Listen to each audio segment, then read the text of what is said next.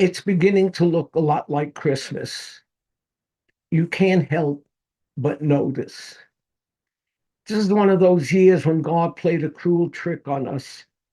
Hanukkah was over long before Christmas was about to arrive. For us as Jews, things just seem to be easier when the two holidays come out at the same time. Children in our day school can be found that they have no school, can be told that they have no school during the last week of December because it's Hanukkah.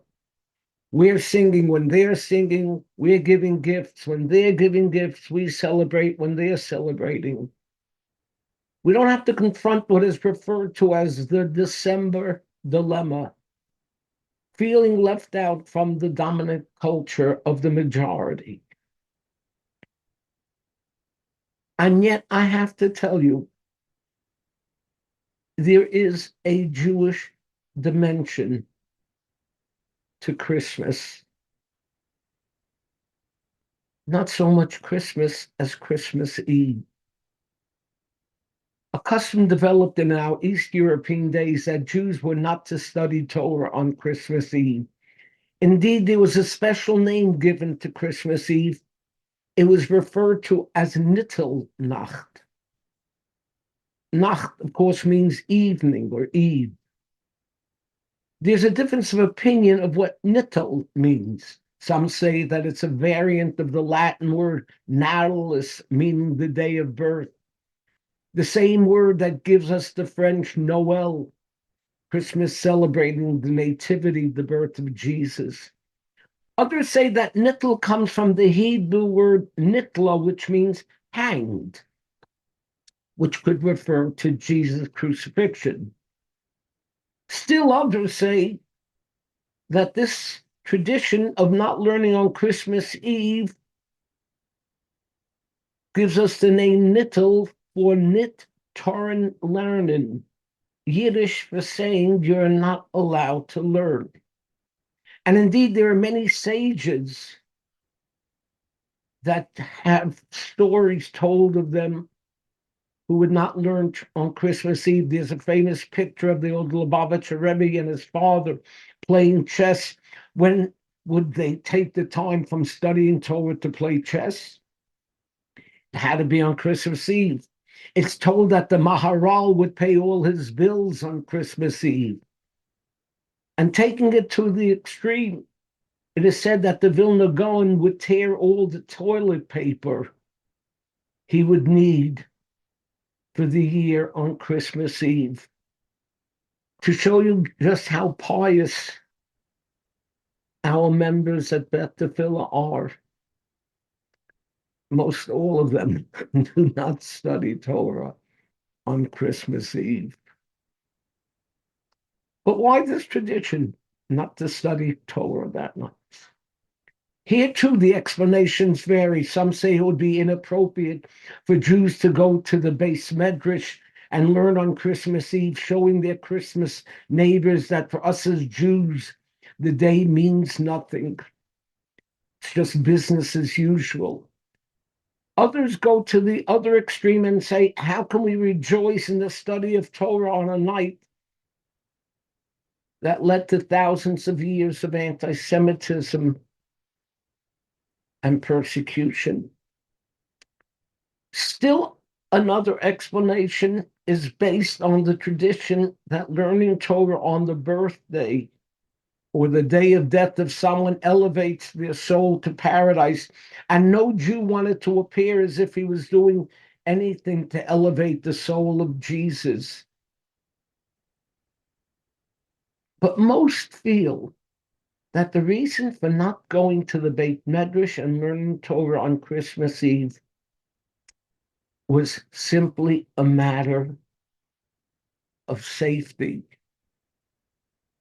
Learning meant going out on the streets on Christmas Eve when Christians were out celebrating, getting drunk, just looking for a Jew to attack,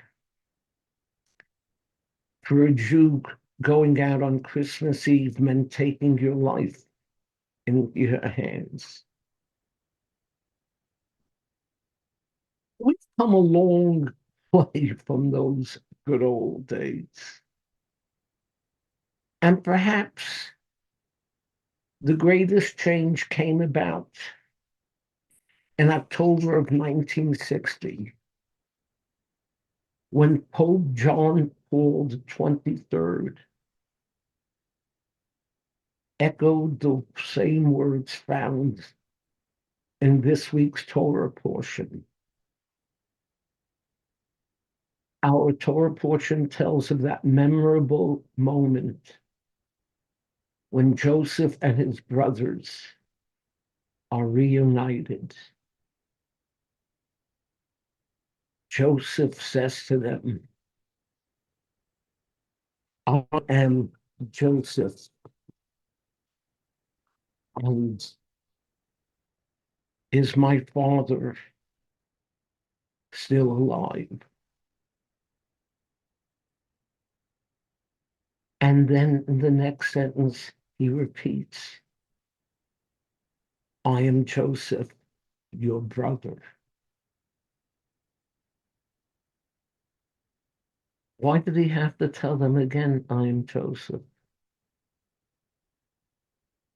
And one great commentator points out, in the first sentence, he simply said, I am Joseph. But the brothers didn't know how he was going to treat them after all he had sold. They had sold him into slavery. But when he said, I am Joseph, your brother, they knew that the spirit of brotherhood was still alive. It was in October of 1960 that Pope John the 23rd greeted a delegation of Jews to the Vatican. He said, I am Joseph, your brother. That was start of Vatican Council, which led to radical changes, all for the better for us as Jews. It started then interfaith relations. Here in Baltimore, Institute of Christian, Jewish, now Muslim Studies, all across the world, there was a return to the Judeo-Christian heritage. Is it still there? If you look in the newspapers these days, you'll see the incredible rise of anti-Semitism. And it's heartbreaking and dangerous seeing that hatred is still alive. But it shouldn't blind us to the fact that we still have Christian brothers. Headline from the Times of Israel. Into the Hamas-Israel war, evangelicals aren't just helping fight anti-Semitism at home. They're hosting fundraisers and sending volunteers and supplies to the Jewish state. Headline from the New York Times. For American evangelicals who back Israel, neutrality isn't an option. And the article goes on, conservative Christians' strong connection to Israel forms the backbone of Republican support and is tied to beliefs about biblical promises and prophecy. Yes, Christian evangelicals and others still exhibit a sense of brotherhood, and that sense continues to this very moment. With all this in mind, with Christmas coming and our having to face the question found in this article recently written by Rabbi Joshua Hammerman, how should a Jew respond to Merry Christmas? I would say to you, if it's one of our anti-Semites, I would respond, I hope Santa got stuck going down your chimney. If it's to one of our Christian brothers, respond, Merry Christmas. But for me personally, I have another response on Christmas Day. I tell people happy birthday, not for Jesus' birthday, but for my wife, Sherry, who was born on December 25th. When she was a child, every year on Christmas Day, her mother would take her to New York's Rockefeller Center and show her the beautiful tree with all the lights ablaze and explain to Sherry that it was there in honor of her birthday.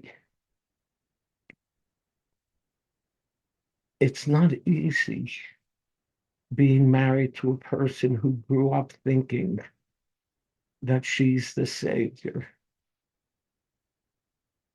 but it's good. Shabbat Shalom.